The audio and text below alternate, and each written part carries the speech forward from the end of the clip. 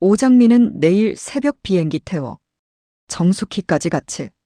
이 말이 누구 입에서 나왔냐면요. 채화영 입에서 나왔습니다. 그리고 더 소름인 건요. 그걸 들은 사람이 장미가 아니라 마서린이었다는 거예요. 구독 눌러두세요. 오늘은 도시락 맛집 에피소드인 척하면서 따뜻함 한 방에 사람 마음이 뒤집히고 그 틈으로 권력이 스며드는 날이거든요. 정숙희는 반찬 가게에서 혼자 일하고 있었고요. 문이 열리자마자 마서린이 들어왔습니다. 비서도 없이요. 그 집 어디야? 도시락 한 입 먹고 미쳐버린 사람처럼 찾아온 건데요. 서린은 처음엔 그냥 확인만 하려 했었더라고요. 아줌마, 나 이 반찬 어디서 난 거예요? 누가 만든 거예요? 그런데 정숙희가 서린 얼굴을 보는 순간 손이 멈췄습니다. 숟가락이 짤랑 떨어지고 반찬통이 덜컥 울리더니 정숙희의 눈빛이 이상하게 바뀌었거든요. 미움도 경계도 아니고요. 누군가를 오래 기다리다 드디어 본 사람처럼 아련하고 사랑스럽게 바라보는 눈빛이었습니다. 마서리는 그 눈빛을 받는 순간 가슴이 순간적으로 서늘해졌다가 이상하게 따뜻해지는 걸 느꼈습니다. 채화영에게서 한 번도 못 받아본 온기가 낯선 아줌마 눈 안에 잠깐이라도 담겼으니까요. 서리는 자기도 모르게 속으로 중얼거립니다. 왜 나를 저렇게 봐? 정숙의 입술이 떨리며 너 하고 2번, 3번 반복하는데요. 그 다음 말이 나오기도 전에 정숙희가 휘청하더니 그대로 쓰러졌습니다. 서린이 반사적으로 정숙희 팔을 받쳤는데 그 손이요. 따뜻해서 더 무서웠습니다. 나를 알아봤어. 서린은 직감으로 알았거든요. 그래서 울지도 소리치지도 않았습니다. 대신 아주 조용히 지시했는데요. 병원. 지금. VIP로. 그리고 연락은 오복길 씨만. 비서가 뒤늦게 뛰어와 오장미 씨에게도 연락할까요? 묻자 서린은 고개를 천천히 젓습니다. 오장미는 오면 안 돼. 절대. 클라이맥스는 여기였어요. 마서린이 정숙희를 살리려 병원으로 옮기는 척하면서 사실은 정숙희 입에서 나올 단 한 단어를 자기 손에 먼저 넣으려 했다는 것. 그 단 한 단어가 나오면 오장미도 채화영도 마대창도 한꺼번에 무너질 수 있으니까요. 그런데 아이러니하게도 서린 마음 한구석은 정말로 정숙희가 깨어나길 바랐습니다. 누군가가 자기를 그렇게 바라봐준 적이 없었으니까요. 그 따뜻함이요. 독이면서 약이었습니다. 그 전날 아침으로 잠깐 돌아가면요. 이강혁이 오장미 앞에 봉투를 내밀었었습니다. 저희 대표님께서 오장미 씨와 말씀을 나누고 싶어 하십니다. 오복길은 그 자리에서 감동해버렸고요. 해외 유학? 이런 의인이 계시다니 우리 장미를 해외 유학까지 보내주신다고. 오장미는 펜을 잡기 전에 서류를 넘겨봤는데요. 입학 서류 사이에 끼어 있는 게 이상했습니다. 개명 신청, 가족관계 정정, 출국 동의. 유학이 아니라 신분 세탁이었거든요. 오장미가 이게 뭐예요? 하고 올려다보는 순간 정숙희가 눈이 흔들리더니 툭 쓰러졌습니다. 오장미는 엄마 정신 차려 하면서 끌어안았고요. 정숙희는 잠깐 눈을 떴다가 오장미 손목을 꽉 잡고 가지마 너는까지만 내뱉고 다시 꺼졌습니다. 그 한마디 때문에 오장미는 결국 유학을 거절합니다. 엄마를 혼자 두고 갈 수 없었으니까요. 채화영은 거절을 들은 날 바로 플랜을 바꿨습니다. 오장미는 미래가 아니라 엄마 때문에 움직인다. 그래서 채화영이 꺼낸 말이 이거였는데요. 장미 씨, 같이 가요. 어머니 치료도 같이 받는 곳으로. 유학이 아니라 치료 동행으로 포장해서 둘을 한꺼번에 멀리 보내겠다는 계산이었습니다. 채화영은 말끝마다 함께라는 단어를 붙였고요. 함께 치료, 함께 회복, 함께 새로운 시작. 듣다 보면 진짜 선물 같았거든요. 오장미는 흔들렸습니다. 엄마를 살릴 수 있다면 뭐든 하고 싶은 마음이 컸으니까요. 그런데 강백호가 그걸 딱 잘라 말합니다. 장미 씨, 그건 호의가 아니에요. 누가 이렇게 서류까지 준비해요? 도망시키는 거지. 오장미는 백호 말을 듣는 순간 심장이 철렁 내려앉았고요. 도망이라는 단어가 이상하게 정확해서 더 무서웠습니다. 오장미는 백호에게 반박하고 싶었습니다. 좋은 사람일 수도 있잖아라고요. 하지만 오장미 입안에서 그 말이 나오지 않았습니다. 좋은 사람은 누군가 쓰러지는 순간에 먼저 서류부터 꺼내지 않으니까요. 그때 오복길이 끼어들었습니다. 백호 씨, 너무 삐딱하게 보지 마. 어쩌면 진짜로 도와주는 걸 수도 있잖아. 오복길은 분명 장미를 위하는 말이었는데 장미는 그 말이 더 서늘했습니다. 오복길이 도움이라는 단어에 기대고 있는 이유가 사실은 돈이 필요해서라는 걸 장미가 너무 잘 알았거든요. 정숙회 병원비, 가게 임대료, 태평사고 오복길이 꿇어앉을 때마다 의인 같은 단어를 붙여 버티고 있다는 것도요. 그래서 장미는 말 대신 엄마 손을 잡았습니다. 손이 떨렸습니다. 엄마 손이 아니라 자기 마음이 떨렸어요.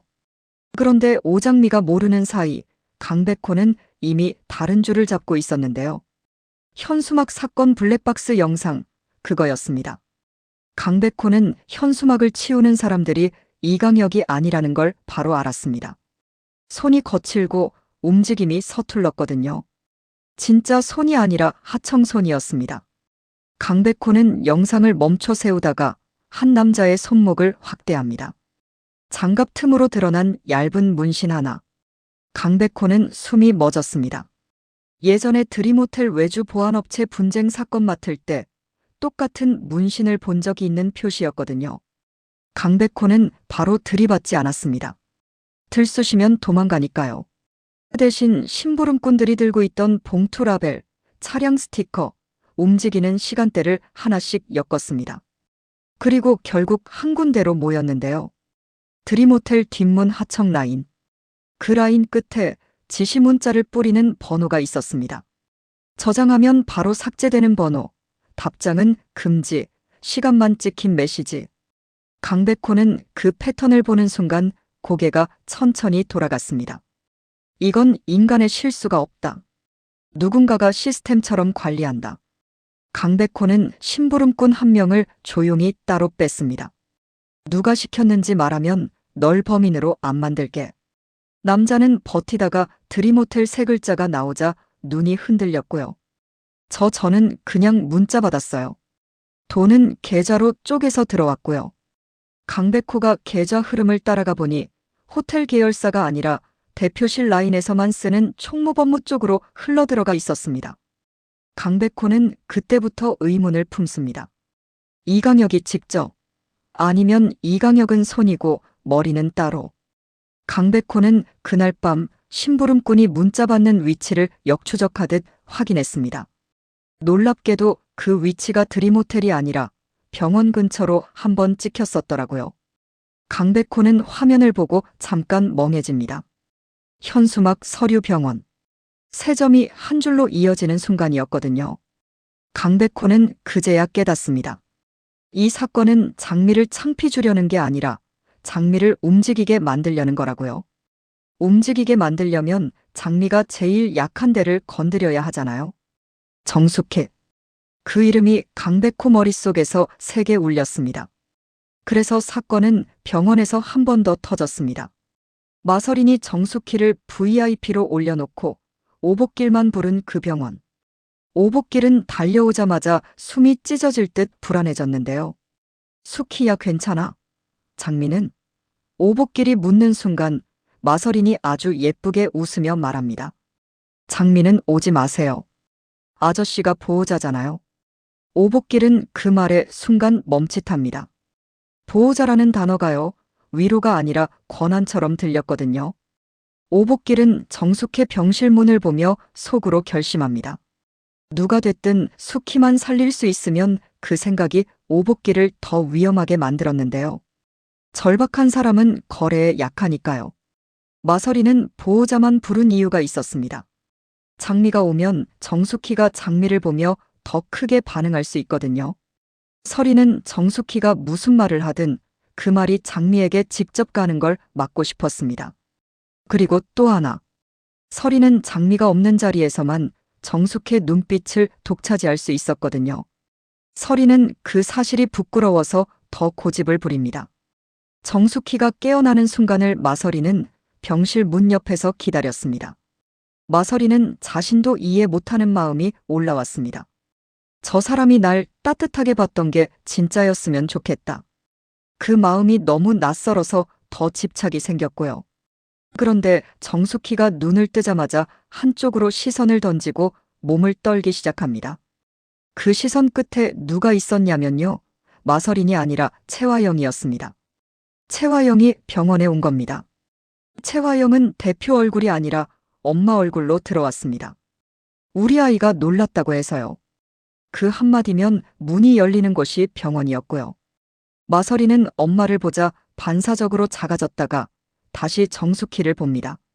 정숙희는 채화영을 보자 숨이 걸리는 소리를 내고 마서린을 보자 손끝이 더 크게 떨었습니다. 입술이 열리며 서한 글자가 새어나오려는 찰나 채화영이 손을 덮습니다. 괜찮아요? 천천히. 지금은 치료부터. 말은 부드러운데 손은 단단했습니다. 위로가 아니라 봉인이었거든요. 채화영은 의료진에게도 먼저 프레임을 깔아버립니다. 환자분이 요즘 착각이 심해요. 충격받으면 사람을 잘못 알아보세요. 그 말이 기록으로 남는 순간 정숙희의 말은 증언이 아니라 증상이 됩니다. 마서리는 그 장면을 보며 속이 뒤틀렸습니다.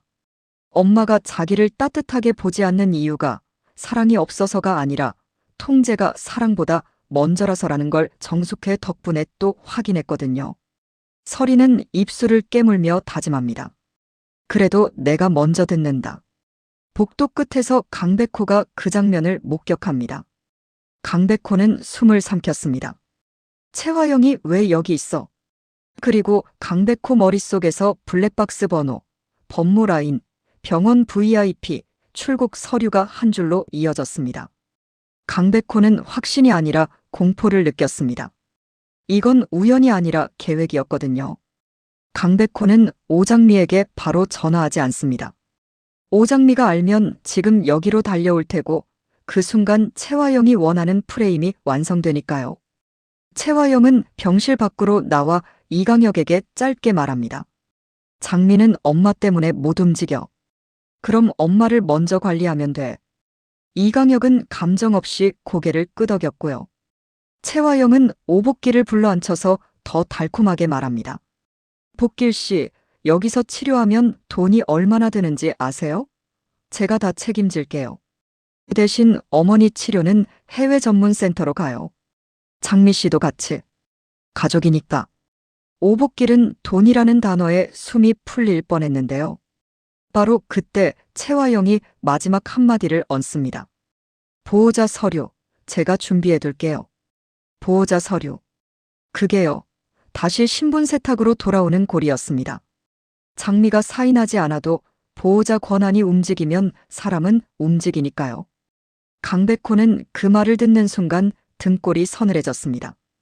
이건 장미를 보내는 게 아니라 장미를 끌고 가는 거다. 채화영은 여기서 끝내지 않았습니다. 채화영은 오장미에게 직접 전화를 걸었는데요. 장미 씨, 어머니 상태가 생각보다 심각해요. 여기서 버티면 제발해요. 오장미는 목이 꽉 막혔습니다. 채화영 목소리는 따뜻했지만 단어들이 전부 선택지를 지우는 방식이었거든요. 제가 소개한 센터로 가면 어머니가 덜 아파요. 장미 씨도 쉬어야죠. 오장미는 저 생각해 볼게요라고 말하면서도 이미 마음 한쪽이 무너졌습니다. 엄마가 덜 아픈 곳이라면 그게 함정이어도 잠깐 믿고 싶어지는 게 사람이라서요.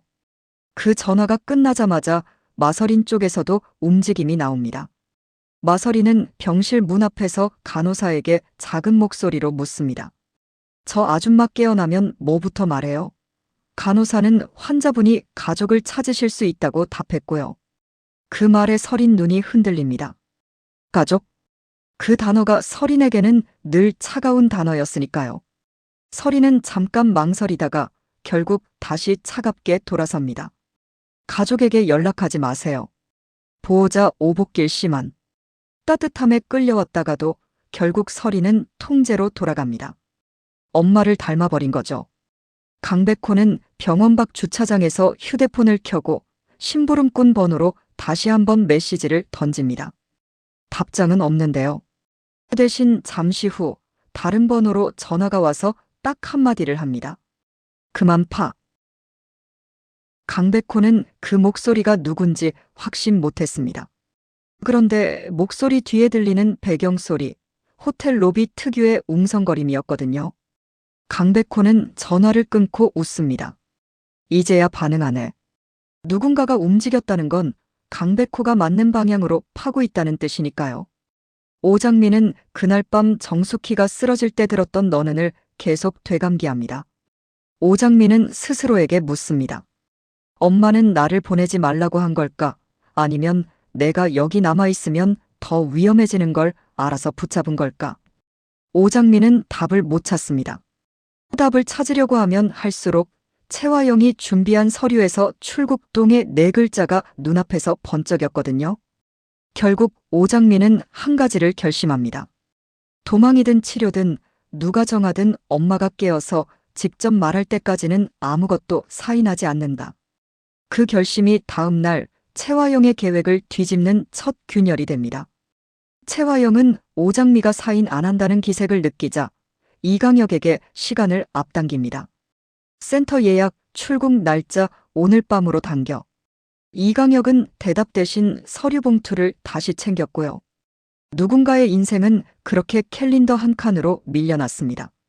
오장민은 그 시각가게에서 주먹을 꽉 쥐고 있었습니다. 강백호가 돌아와 말합니다. 장미 씨, 현수막 치운 놈들 하청이에요. 근데 그 하청 끝이 드림호텔로 들어가요. 그리고 그 라인에서 이강혁 이름이 보이기 시작해요. 오장민은 숨이 턱 막혔고요. 그럼 대표님이? 강백호는 고개를 젓습니다. 아직은 몰라요. 근데 느낌이 이상해요. 그 사람들은 누가 시킨 게 아니라 어디에서 굴러가는지부터 정해져 있었어요. 시스템이에요. 오장민은 그 말을 듣는 순간 엄마가 잡고 말했던 가지마 너는이 다시 귓가를 때렸습니다. 그 말은 떠나지 마가 아니라 끌려가지 마였던 것 같았거든요. 오장민은 결국 병원으로 달려가려 합니다. 그런데 강백호가 손목을 잡습니다. 지금 가면 그쪽이 원하는 그림이에요. 장미 씨가 뛰어오면 환자 가족이 난동으로 찍기 쉬워요. 오장민은 울컥합니다. 엄마인데 어떻게 가만히 있어요? 강백호는 잠깐 눈을 감았다가 말합니다. 그래서 내가 먼저 들어가요. 내가 먼저 보고, 내가 먼저 듣고, 내가 먼저 막을게요. 강백호가 막는다고 말하는 순간 오장민은 처음으로 강백호가 단순히 멋있는 변호사가 아니라 자기 편이 될 수 있는 사람이라는 걸 믿어보고 싶어졌습니다. 그런데 믿는다는 건요, 동시에 잃을 수도 있다는 뜻이라서 더 무섭습니다. 마서리는 병원 엘리베이터 앞에서 혼자 정숙의 손의 온도를 떠올립니다. 이상하게 따뜻했죠. 서리는 엄마에게서 받은 건 늘 차가운 말뿐이었으니까요. 그래서 서리는 정숙희가 깨어나면 나라는 단어를 먼저 듣고 싶었습니다. 너가 아니라 나. 누군가의 눈에 내가 사랑스러운 사람으로 비치길 바라는 마음. 그 마음이 서린을 병원까지 붙잡고 동시에 더 잔인하게 만들었습니다. 채화영은 마지막으로 마서린을 봅니다. 서린아, 넌 착하게 굴어. 내가 직접 움직이면 냄새나. 마서린은 알겠어라고 대답하면서도 속으로 웃었습니다. 엄마, 난 이미 냄새 맡았어. 따뜻한 냄새. 그리고 그 냄새는 엄마가 제일 싫어하는 냄새라는 것도요. 구독 눌러두세요. 다음 회차는요, 정숙의 입에서 새어나온 서 다음 글자를 누가 먼저 듣느냐로 판이 갈립니다. 마서리는 따뜻함에 중독돼서 비밀을 먼저 움켜쥐려 할 거고, 채화영은 치료를 핑계로 둘을 함께 멀리 보내려 들 겁니다. 강백호는 블랙박스 꼬리 끝에서 이강혁을 끌어냈고요. 이제 남은 건 그 손 위에 있는 진짜 머리의 이름이 채화영인지 아니면 채화영조차 누군가에게 쥐고 있는지 확인하는 일입니다.